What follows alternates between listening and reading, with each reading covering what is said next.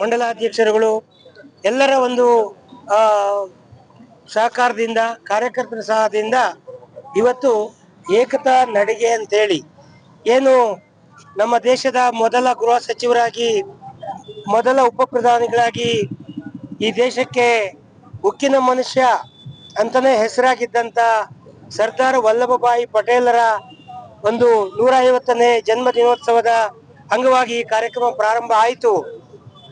ಅವತ್ತಿಂದ ಮುಂದುವರೆದು ಈಗಾಗಲೇ ಜನರಲ್ಲಿ ದೇಶದ ಬಗ್ಗೆ ಒಂದು ಭಾವೈಕ್ಯತೆಯನ್ನು ಮೂಡಿಸಬೇಕು.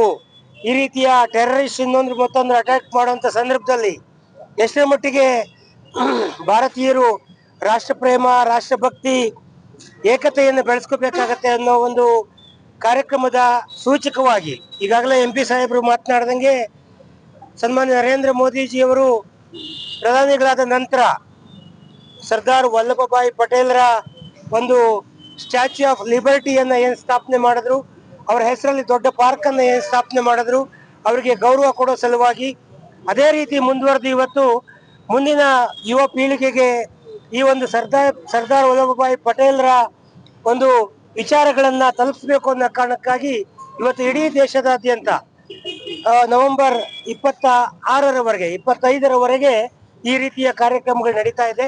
ಇವತ್ತು ನಮ್ಮ ಶಿರಾನಗರದಲ್ಲಿ ಮಧುಗಿರಿ ಸಂಘಟನಾತ್ಮಕ ಜಿಲ್ಲೆ ವತಿಯಿಂದ ಶಿರಾನಗರದಲ್ಲಿ ಕಾರ್ಯಕ್ರಮವನ್ನು ಹಮ್ಮಿಕೊಂಡಿದ್ದೇವೆ.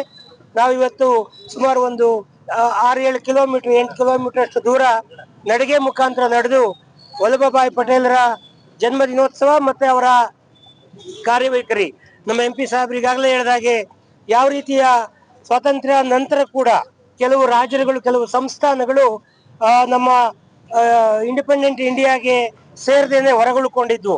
ಅಂಥವ್ರನ್ನ ಕೆಲವ್ರನ್ನ ಮನವೊಲಿಸಿದ್ರು, ಇನ್ನು ಕೆಲವರಿಗೆ ಎಚ್ಚರಿಕೆ ಕೊಟ್ಟರು. ಏನು ಹೈದರಾಬಾದಿಂದ ನಿಜಾಮ ಇರ್ಬೋದು ಅಥವಾ ಕಾಶ್ಮೀರದ ದೊರೆ ಇರ್ಬೋದು, ಅವ್ರಿಗೆಲ್ಲರಿಗೂ ಕೂಡ ಒಂದು ಎಚ್ಚರಿಕೆಯನ್ನ ಕೊಟ್ಟರು. ನೀವೇನಾದ್ರೂ ಜಾಯಿನ್ ಆಗ್ಲಿಲ್ಲ ಅಂದ್ರೆ ನಿಮ್ಮ ಮೇಲೆ ದಾಳಿ ಮಾಡ್ತೀವಿ, ಅಂದ್ರೆ ಒಂದು ದೇಶದ ಅಖಂಡತೆಗಾಗಿ ಅಂತೇಳಿ ಅವ್ರನ್ನೆಲ್ಲರೂ ಕೂಡ ಸೇರಿಸ್ಕೊಂಡು ಇವತ್ತು ಅಖಂಡ ಭಾರತ ನಿರ್ಮಾಣ ಮಾಡುವಂತ ಕೆಲಸ ಆಗಿದೆ. ಹಾಗಾಗಿ ಸರ್ದಾರ್ ವಲ್ಲಭಭಾಯಿ ಪಟೇಲರು ಯಾವತ್ತೂ ಕೂಡ ಸ್ಮರಣೀಯರು. ಅವರ ಸ್ಮರಣೆ ಯಾವತ್ತೂ ನಮ್ಗೆ ಇರ್ಬೇಕು. ಆ ಉಕ್ಕಿನ ಮನುಷ್ಯನ ಆ ಗಂಡದೆ ಏನಿತ್ತು, ಆ ಗಂಡದೆಯನ್ನ ಎಲ್ಲ ಭಾರತೀಯ ಹಿಂದೂ ಸಿಂಹಗಳು ಬೆಳೆಸ್ಕೋಬೇಕಾಗತ್ತೆ. ಅದಕ್ಕಾಗಿ ವಲ್ಲಭಭಾಯಿ ಪಟೇಲರ ನಾವು ಜ್ಞಾಪಿಸ್ಕೋಬೇಕಾಗತ್ತೆ. ಇವತ್ತು ಅವರ ನಂತರ ಮೋದಿಜಿಯವರ ಸರ್ಕಾರ ಈಗ 3ನೇ ಬಾರಿಗೆ ಏನು ಅಧಿಕಾರವನ್ನು ನಡೆಸ್ತಾ ಇದೆ, ಎಲ್ಲ ಸಂಸದರುಗಳು ಕೂಡ ಇವತ್ತು ಮೋದಿ ಅವರೊಟ್ಟಿಗೆ ಏನ್ ದೇಶ ರಕ್ಷಣೆಗೆ ನಿಂತಿದ್ದಾರೆ. ಇವತ್ತು ಕೂಡ ಅವರ ಅಟ್ಟಹಾಸ, ಭಯೋತ್ಪಾದಕರ ಅಟ್ಟಹಾಸ ಏನ್ ನಡೀತಾ ಇದೆ, ಏನು ಪಾಕಿಸ್ತಾನ ಅಥವಾ ಬೇರೆ ಹೊರ ದೇಶಗಳ ಒಂದು ಚಿತಾವಣೆಗಳು ಏನ್ ನಡೀತಾ ಇದಾವೆ, ಈ ಸಂದರ್ಭದಲ್ಲಿ ಪ್ರತಿಯೊಬ್ಬ ಹಿಂದೂ ಕೂಡ, ಪ್ರತಿಯೊಬ್ಬ ಭಾರತೀಯ ಕೂಡ ಸರ್ದಾರ್ ವಲ್ಲಭಭಾಯಿ ಪಟೇಲರ ಒಂದು ಆ ಧೈರ್ಯ ಮತ್ತೆ ಗಂಡತೆಯನ್ನ ಮೆರಿಬೇಕಾದಂತ ಸಂದರ್ಭ ಇದು. ಆ ಕಾರಣಕ್ಕಾಗಿ ನಾವೆಲ್ಲರೂ ಕೂಡ ಇವತ್ತು ಒಟ್ಟಾಗಿ ಸರ್ದಾರ್ ವಲ್ಲಭಭಾಯಿ ಪಟೇಲರಿಗೆ ಒಂದು 7-8 ಕಿಲೋಮೀಟರ್ ಜಾಥಾದಲ್ಲಿ ಹೋಗಿ ಅವರ ವಿಚಾರಧಾರೆಗಳನ್ನ ಜನರಿಗೆ ತಲುಪಿಸೋದ್ರ ಮುಖಾಂತರ, ಅದರ ಜೊತೆಗೆ ಇವತ್ತು ಏನ್ ನಮ್ಮ ಸ್ವದೇಶಿ ಆಂದೋಲನ ಅಂತ ಏನು ನಡೀತಾ ಇದೆ, ಮೋದಿಜಿಯವರು ಕರೆ ಕೊಟ್ಟಿದ್ದಾರೆ. ಸ್ವದೇಶಿ ಒಂದು ವಸ್ತು